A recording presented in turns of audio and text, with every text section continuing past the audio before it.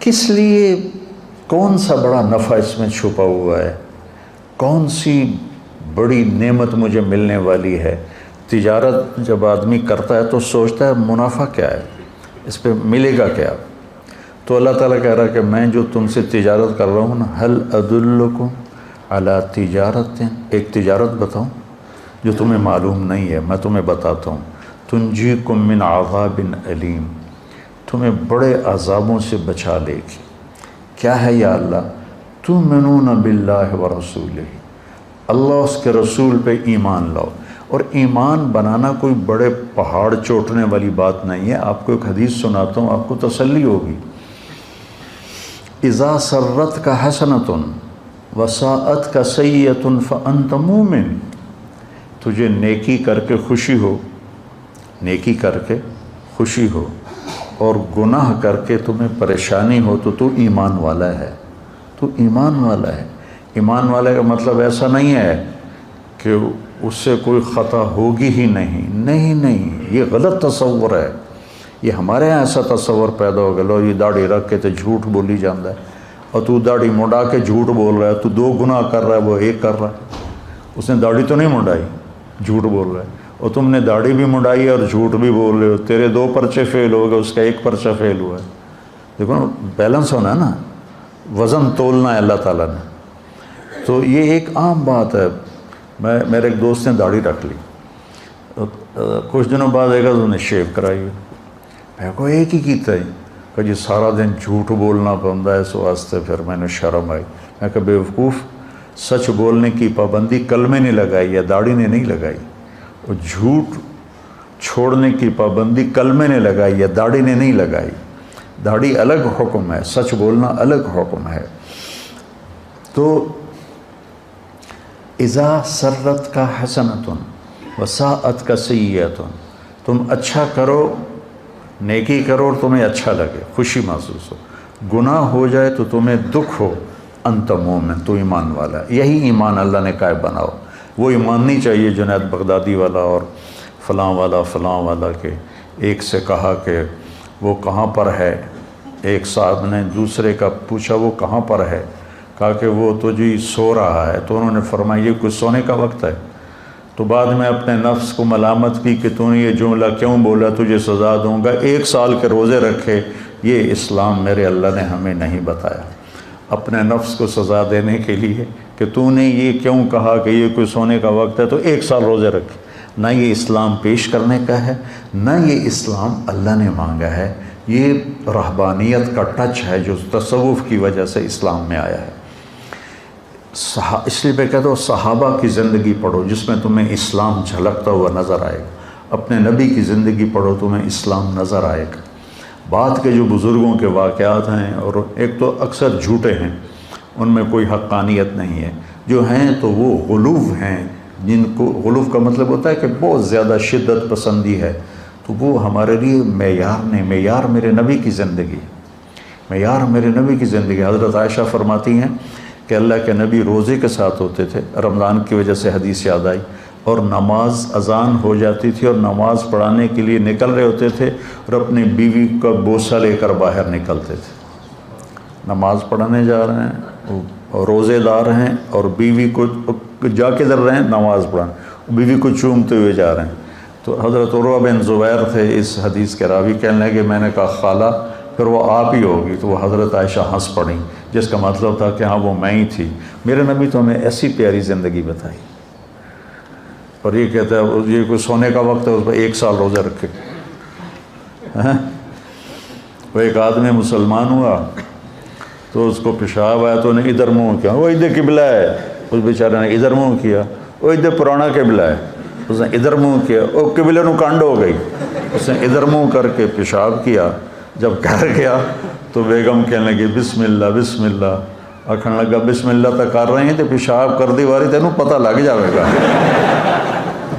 تو ایسا اسلام ہمیں نہیں چاہیے، یہ اسلام نہیں ہے، یہ لوگوں کے اپنے ذوق کی چیزیں ہیں۔ 30 سال سے میں ستو کھا رہا ہوں، ہے نا فضائل اعمال میں واقع، بھائی تو کھا ستو سانو کیوں دسی جانا ہے؟ میرے نبی نے تو ساری زندگی کھانا کھایا ہے، پسند۔ میرے نبی نے صرف 1 دفعہ باسی روٹی کھائی، ام ہانی کے گھر، ورنہ ساری زندگی آپ یا تازہ کھایا یا فاقہ کیا، یا آپ تازہ کھاتے تھے یا فاقہ کرتے تھے، آپ نے رکھا ہوا کھانا نہیں کھایا۔ صرف فتح مکہ پر ام ہانی رضی اللہ عنہ کے گھر باسی روٹی تھی، آپ نے تھوڑی ان کی دلداری کے لیے کچھ کھا لی ہوگی، ورنہ آپ کی عادت مبارکہ تھی یا آپ تازہ کھاتے تھے یا پھر فاقہ فرماتے تھے۔ تو ایمان کا مطلب کہیں کوکاف پہ جانا نہیں ہے، 24 گھنٹے کی زندگی میں سچ بولے، جھوٹ نہ بولے، دیانتداری سے کاروبار کرے، دھوکہ نہ دے، زبان کی حفاظت کرے، گالی، غیبت، چغلی، الزام، شکایتیں یہ نہ کرے، رزق حلال کمائے، تو یہ کامل مکمل ایمان والا ہے۔ پھر اس میں کبھی کوئی اس سے اونچ نیچ ہو جائے تو توبہ کرے تو اللہ معاف کرے گا۔ یہ ہے اللہ رسول پر ایمان۔ یہ کوئی کوکاف پہاڑوں میں نہیں جانا، کوئی غاروں میں جا کے نہیں بیٹھنا، سچ بولے، دیانتداری سے اپنے کام کاروبار کرے، اپنے اخلاق اچھے رکھے، رزق حلال کمائے، تو یہ کامل ایمان والا ہے، مکمل ایمان والا ہے۔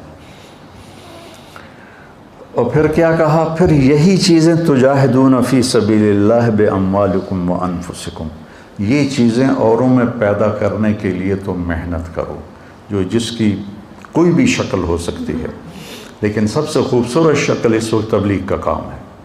تبلیغ کا کام متعین نہیں ہے کہ بھئی یہی دین کی محنت ہے، یہ بچے بھی دین کی محنت کر رہے ہیں، ان کے استاد بھی دین کی محنت کر رہے ہیں، خانقاہوں والے بھی ہیں، اور کتابیں لکھنے والے ہیں، واعظ کرنے والے ہیں، نصیحت کرنے والے ہیں، لیکن جو سب سے اس وقت نفع والا کام ہے وہ تبلیغ کا ہے۔ تو اس پر اللہ تعالیٰ کہتا ہے ہوگا کیا؟ یغفر لکم ذنوبکم، پہلا کام تو یہ کروں کہ تمہارے سارے گناہ معاف کروں۔ قوم نوح کے لیے اللہ نے کہا یغفر لکم، کیا ہے بلا؟ من ذنوبکم، تمہارے کچھ گناہ معاف کرے گا۔ اور ہمیں اللہ نے کہا یغفر لکم ذنوبکم، تمہارے سارے معاف کروں گا۔ سبحان اللہ، تو گناہوں کی معافی ہو جائے تو بہت بڑی بات۔ پھر یدخلکم، تمہیں جنت میں پہنچاؤں گا، کون سی؟ تجری من تحتها الانہار، جس میں دریا بہتے ہیں۔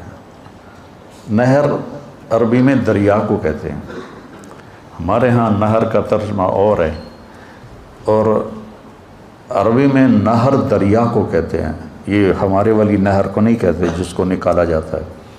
تو ایک ایسی جگہ لے جائے گا جہاں دریا بہتے ہیں، کس کے؟ من ماء غیر آسن، پانی ہے جو گدلا نہیں ہوتا، من لبن، دودھ ہے، لم یتغیر طعمہ، جس کا ذائقہ نہیں بدلتا، تھوڑے دیر دودھ پڑ رہے کھٹا ہو جاتا ہے، وہ دودھ کبھی کھٹا نہیں ہوگا۔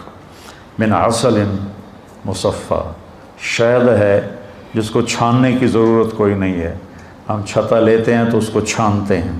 من خمر لذت للشاربین، اور شراب ہے جو لذت کے ہے پینے والوں کی۔ یہ تین چیزوں کے ساتھ اللہ نے یہ لفظ استعمال نہیں کیا، لذت للشاربین، پانی بھی ضرورت ہے، دودھ بھی ضرورت ہے، شہد بھی ضرورت ہے، اور شراب لوگ ضرورت کے لیے نہیں پیتے، لذت کے لیے پیتے ہیں۔ لیکن پاگل پھر الٹیاں کر رہے ہوتے ہیں، منہ سے بدبو آ رہی ہوتی ہے، شرابیوں کے ساتھ وقت گزر، ہمارے ساتھ کالج کے لڑکے شراب پیتے تھے، تو الٹیاں آ رہی ہیں، اندر ہی پیشاب نکل رہا ہے، بری حالت ہوتی ہے، اور بے ہوش ہو گئے تو لذت کا احساس ویسے ہی ختم ہو گیا۔ تو اللہ نے کہا پاگلو اس کو چھوڑ دو، لذت للشاربین، میں نے تمہاری لذت کے لیے شراب بنائی ہے، اس کا ایک گونڈ پی لو گے تو نہ سر میں درد ہوگا نہ چکر آئیں گے، لیکن آسمانوں پر اڑو گے لذت کے۔ من تحتها الانہار، اور پھر آگے کہا وَمَسَاكِنَ طَيِّبَةً فِي جَنَّاتِ عَدْنٍ، اور جنت الفردوس میں تمہارے لیے اعلیٰ گھر بنائے ہیں، مساکن طیبہ۔ جنت الفردوس کے گھر کی ایک اینٹ سونے کی ہے، ایک چاندی کی ہے، ایک موتی کی ہے، ایک یاقوت کی ہے، ایک زمرد کی ہے، اور مشک اس کا گارا ہے، مشک اس کا گارا ہے، اور زعفران اس کی گھاس ہے، اور اللہ کا عرش ان کی چھت بنایا ہے اللہ تعالیٰ۔ اور فرش سے لے کر چھت تک 1,00,000 ہاتھ، یعنی 25 لاکھ فٹ کی بلندی پر چھت ہوگی، 25 لاکھ فٹ کی بلندی پر چھت ہوگی۔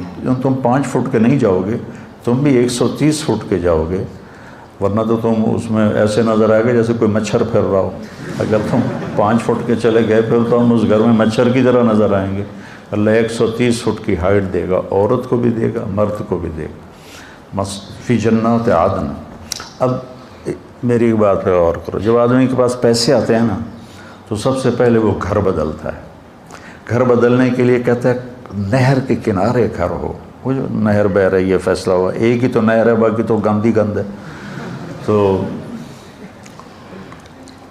جگہ بدلتا ہے، لوکیشن اچھی ہو اور گھر اچھا ہو۔ گھر اچھا ہونے کی 2 خوبیاں ہیں، ایک اس میں ضرورت کی چیزیں پوری ہوں، ایک اس کا نقشہ خوبصورت۔ تو مساکن طیبہ فی جنات عدن، جنات عدن لوکیشن بڑی اعلیٰ ہے، ساری جنتوں میں جنت الفردوس سب سے اعلیٰ درجے کی، سب سے اعلیٰ۔ جس دن اللہ نے جنت الفردوس کو بنایا ہے اس دن سے لے کر آج، اور آج سے قیامت تک روزانہ اس کو پہلے سے 5 گنا زیادہ خوبصورت کرتا ہے۔ وہ کیا چیز بن رہی ہوگی، کیا سما بننا ہوگا۔ یہاں کا مور ناچتا ہے تو دل باغ باغ ہو جاتا ہے، جب وہاں کا مور ناچے گا تو کیا منظر ہوگا۔ یہاں کی بلبل جب کوئل آواز نکالتی ہے تو آدمی حیران ہو جاتا ہے، وہاں کی کوئل جب آواز نکالے گی تو کیا سر ہوگا۔ یہاں کی موسیقی سن کر لوگ سر ہلانے شروع ہو جاتے ہیں، جنت کی موسیقی سنیں گے تو کیا حال ہوگا۔ ایک شخص نے پوچھا یا رسول اللہ جنت میں موسیقی ہے؟ آپ نے کہا ہاں ہے، ایک درخت ہے اس کا نام ہے فیض۔ اس کا فیض کیا ہے کہ وہ ہوا اس کے ٹہنیوں کو ہلاتی ہے، تو ٹہنیاں اور پتے آپس میں ٹکراتے ہیں، اس سے ایسے سر نکلتے ہیں کہ ہزاروں سال بیٹھ کے سنتے رہو گے تو سننے کا مزہ ختم نہیں ہوگا، بلکہ بڑھتا رہے گا، بڑھتا رہے گا، بڑھتا رہے گا۔ اور اس کے درخت کے نیچے جنت کی لڑکیاں ہیں جو مل کر پھر گانا گاتی ہیں، اور جنت والے اس کو سن کر جنت بھی بھول جاتے ہیں، اپنا آپ بھی بھول جاتے ہیں۔ کہ ایسی عالی شان تمہارے لیے اللہ نے سامان، مساکن طیبہ فی جنات عدن، لوکیشن بڑی اچھی ہے۔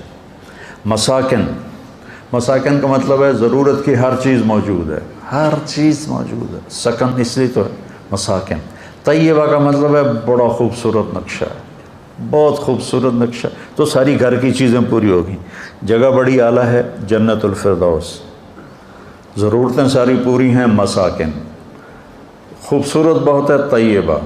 اور پھر یہاں آدمی زندگی گزار کے گھر بناتا ہے، پھر اس کو تبدیل کرنا چاہے تو کوئی ایک پلک جھپکنے کا کام تو نہیں ہے، پھر نیا گھر بنانے کے لیے مدتیں چاہیے، اور وہاں تم نے ایک لمحہ گزارا اور تمہارے جی میں ہے کہ نہیں ایسا نہیں، مجھے ایسا چاہیے، تو وہیں ایک پل میں وہ سارے گھر کا نقشہ تمہاری سوچ کے مطابق اللہ بنا دے گا۔ نہ کوئی اینٹ ٹوٹے گی، نہ کوئی پتھر ٹوٹے گا، نہ کوئی مٹی اٹھے گی، نہ کوئی مستری آئے گا، نہ کوئی مزدور آئے گا، نہ کوئی سیمنٹ آئے گا، نہ کوئی سیڑھی آئے گی، نہ کوئی کیل قابلہ آئے گا، اور تمہارے جی میں آئے گا کہ نہیں مجھے ایسا نہیں، مجھے تو ایسا چاہیے۔ تو جب تمہارے جی میں آئے گا ایسا چاہیے تو دوسری نظر میں تمہیں وہ گھر ویسا ہی نظر آئے گا۔ پھر تم کو نہیں ایسا نہیں مجھے ایسا چاہیے، کھیلتے رہو، کھیل ہے، کھیلتے رہو، نہیں مجھے ایسا چاہیے، پھر نہیں اب مجھے ایسا چاہیے، ہاں نہیں اب مجھے ایسا چاہیے، اب مجھے ایسا چاہیے۔ یہاں بڑی بڑی گاڑیوں والے ماڈل گاڑی کا نکالتے ہیں، کم از کم 3 سال ایک ماڈل چلتا ہے، کیونکہ نئے ماڈل کو تیار کرنے میں وقت لگتا ہے، اور اس پہ جو ڈائیاں بنی ہوتی ہیں وہ ساری توڑنی پڑتی ہیں، پھر نئی ڈائی بنانی ہوتی، تو 3 سال کم از کم لگتے ہیں ایک ماڈل کے بعد دوسرا ماڈل آنے میں، 3 سال 4 سال 5 سال بھی لگ جاتے، اور پھر وہ جا کر نئی گاڑی لاتے ہیں۔ اب صحابہ کو تو پتہ نہیں تھا کہ مرسڈیز بھی آئے گی اور ٹویوٹا بھی آئے گی اور بینٹلے بھی آئے گی, BMW بھی آئے گی. وہ تو گھوڑے اونٹ ہی پوچھتے رہے. ایک صحابہ نے پوچھا یا رسول اللہ جنت میں گھوڑے ہیں؟ آپ نے کہا ہیں. اس ویکھیا ہی گھوڑا ہے اور اس کی ویکھنا ہے. دوسرے نے پوچھا یا رسول اللہ جنت میں اونٹ ہیں؟ آپ نے کہا ہیں. ان کے پر ہوں گے سبز زمرد کے, تم اس پر بیٹھو گے وہ تمہیں لے کے اڑیں گے, جدھر تمہاری نظر جائے گی وہاں اس کا قدم جائے گا. اتنی لمبی ان کی, اتنی تیز ان کی پرواز ہوگی. لیکن ہم اگر آج اللہ کے نبی ہوتے تو ہم پوچھتے یا رسول اللہ جنت میں مرسڈیز ہے, جنت میں BMW ہے, جنت میں بینٹلے ہے, جنت میں روز رائس ہے. ہم نے تو یہ پوچھتے. اب ہمیں تو ہمارا علم تو صحابہ سے زیادہ ہو گیا دنیا کے لحاظ سے, تو ہم تو کہیں گے یا اللہ مرسڈیز چاہیے. وہ ٹک ہوگا اور مرسڈیز سامنے ہوگی. نہیں, اس کا لائٹیں چینج کرنی ہے, یوں ہوگا اور لائٹیں چینج ہو جائیں گی. اس کا اندر سے انٹیریئر تبدیل کرنا, یوں ہو کر انٹیریئر تبدیل ہو جائے گا.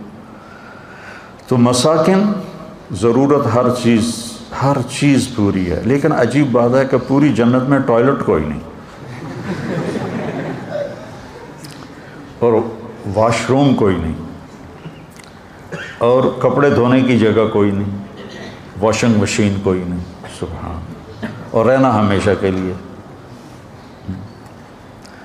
اور ہر مرد عورت نے 100 جوڑے پہنے ہوں گے, 100, ایک نہیں 100, اور وہ 2 انگلیوں میں آ جائیں گے, اتنے باریک ہوں گے. اور ان کا وزن کوئی نہیں ہوگا کہ وہ نور سے بنے ہوں گے. تو جب کپڑے تبدیل کرنے ہوں گے تو نہ کپڑے اتارنے پڑیں گے نہ کپڑے پہننے پڑیں گے. اگر 100 جوڑے تم اتارنے لگو تو کندھوں کی ایکسرسائز تو خوب ہو گئی نا. 1 2 3 4 5 50 60 70 80 90 100 موٹے تو رہ گئے نا بندے میں. اور جب 100 پہننے پڑیں تو پھر 1 2 3 4 سال ہے 6 7 8 9 10 مر گیا تھا میں. ہائے ہائے ہائے ہائے ہائے کیا جنت ہے. فی جنت تجری العیون خلالها والحور تقطر فی رشاکۃ اغیدی تقال فی حلل حرائر سندس استبرق واساور من عسجد والتاج یعلو فوق مفرق راسها من لؤلؤ وجواہر وزمرد حتی اذا اقتربت الیہ تبسمت بالغنج كالطفل الولید المسہد فهناك غرت الطیور ورتلت لحن الخلود بكل غصن املد. یہ جنت ہے, یہ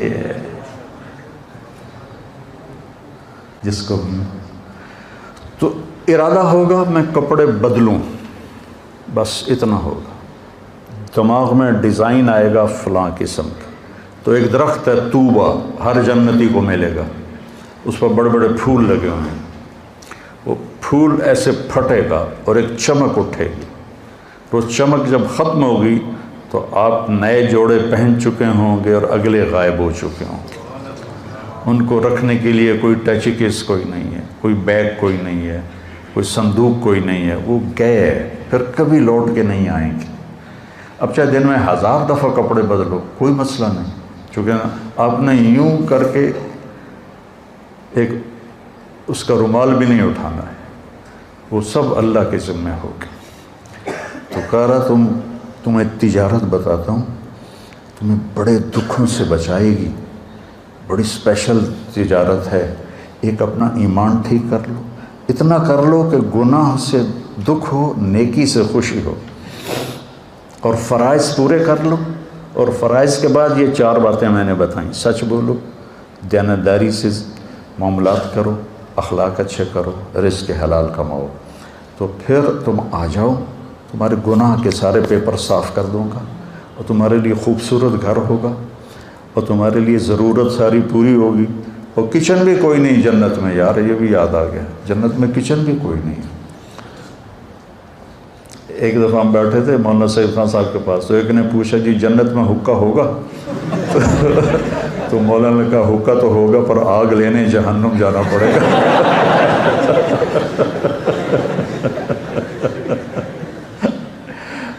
تو بس سب کچھ ہوگا, چاہے نسواری کو نسوار یاد آئے گی تو وہ بھی ہو جائے گی. لیکن وہ چونے والی نسوار نہیں ہوگی، وہ پھر زعفران والی نسوار ہوگی۔ کسی پنواڑی کو پان یاد آ گیا، یہ پان کھا کھا کھا اپنے منہ سارے منہ کا ہے جائیے سارا منہ سارا منہ سرخ کیا ہوتا ہے انہوں نے۔ تو ہندوستان میں بہت زیادہ ہے، ہمارے ہاں تو پان کھانے والے تھوڑے لوگ ہیں، وہاں تو ہر آدمی۔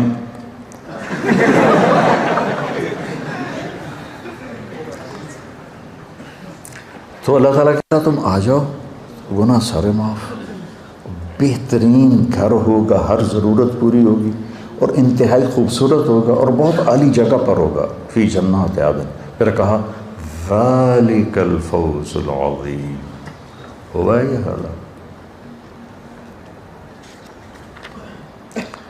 ذالک الفوز العظیم، یہ ہے اصل کامیابی، کہ تمہیں جنت ملے، تمہیں اللہ کی رضا ملے، تمہارے گناہ معاف ہو جائیں، یہ تجارت ہے اصل کامیابی۔ لیکن میں اللہ پہ قربان جاؤں، اللہ ہمارا خالق ہے، کہنا کہ وہ اخرا، ایک اور بات بھی ہے، یہاں قرآن کا لہجہ بدل جاتا ہے، وہ اخرا،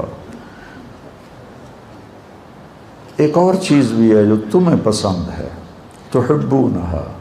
اللہ تعالیٰ کہہ رہا ہے مجھے پتہ ہے میرے بندو، تم دنیا لیے بغیر تمہیں جنت پر تمہارا گزارا نہیں ہوگا، تم کہو گے کوئی پراٹھا اتنا بھی چاہیے، تو وہ اس کو اللہ نے کہا وہ اخرا، وہ ایک اور چیز بھی ہے، تم میرا چہرہ دیکھو، ایک اور چیز بھی ہے۔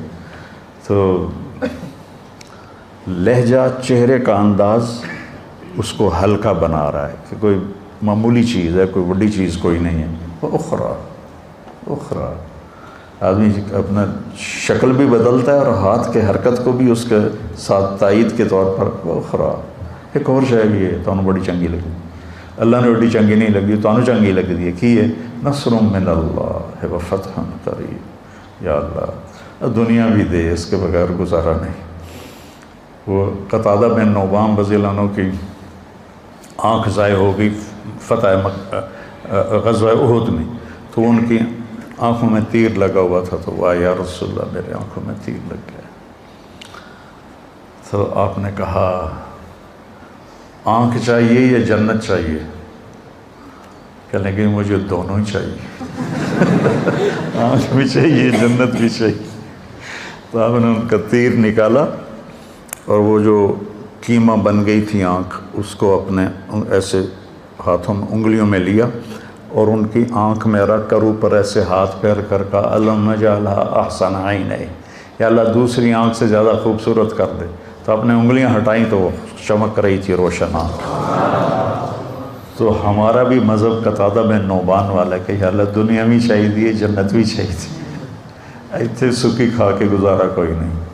تو میرا رب ہم سے ایک تجارت کر رہا ہے، بچوں، یا باہر کا مجمع آیا ہوا ہے، اب لوگ تبلیغ میں جایا کریں، زیادہ نہیں 3 دن ہر مہینے لگا لیا کریں، آپ کے ہر مسجدوں میں تبلیغ کا کام ہو رہا ہے، تو انشاءاللہ العزیز اللہ تعالیٰ یہ ہر مہینے 3 دن اگر آپ جاتے رہیں گے تو آپ کی زندگی میں بہت بڑی تبدیلی آ جائے گی۔ اور یہ طاق راتیں چل رہی ہیں، آج بھی طاق رات ہے، شب قدر ہے یا نہیں ہے یہ تو اللہ کے علم میں ہے۔ ہمارے ہاں 27 کا اہتمام کیا جاتا ہے، 27 ضروری نہیں ہے، کبھی 21، کبھی 23، کبھی 25، کبھی 27، کبھی 29۔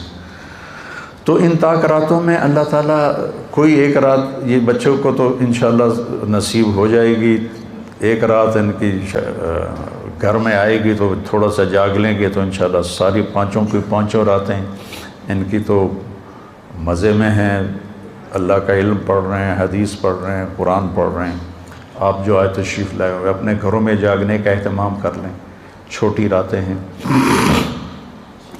تو ایک تو کوئی والدین کا نافرمان ہے تو ماں سے معافی مانگ لے، کوئی شراب کا عادی ہے تو توبہ کر لے، کوئی رشتہ داروں سے لڑا ہوا ہے تو صلح کر لے، کوئی دل میں کینہ، بغض، نفرت رکھتا ہے تو اس کو دل کو صاف کر لے، تو پھر انشاءاللہ بخشش کی مہر اللہ کے نبی نے لگا کے دی ہے کہ شراب نہ پیتا ہو، ماں باپ کا نافرمان نہ ہو، رشتہ داروں سے لڑائی نہ لڑتا ہو، دل میں بغض نہ رکھتا ہو، تو شب قدر میں سب کی بخشش ہو جاتی ہے۔ لیکن یہ 4 کام میں سے کوئی ایک کام بھی کسی کے اندر ہے تو پینڈنگ ہو جاتا ہے، یہ نہیں کہ اس کی ہوتی نہیں، اگر وہ توبہ کر لے گا تو معاف ہو جائے گا۔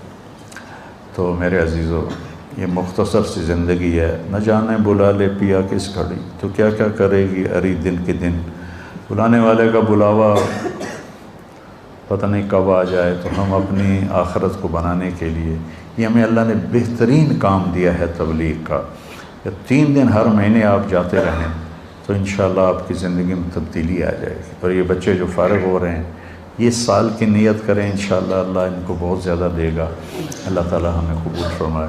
اللہم لک الحمد کما انت اہلہ، وصلی علی محمد کما انت اہلہ، وفعل بنا ما انت اہلہ، انک اہل التقوی و اہل المغفرہ۔ اللہم انا نسألک خیر ما سألک منہ عبدک و نبیک محمد صلی اللہ علیہ وسلم، ونعوذ بک من شر ما استعاذک منہ عبدک و نبیک محمد صلی اللہ علیہ وسلم۔ اللہم انت المستعان و علیک البلاغ، لا حول ولا قوة الا باللہ، آمین۔ وصلی اللہ تعالی نبی الکریم برحمتک۔ میں تھوڑا راستہ دے دوں۔ ہاں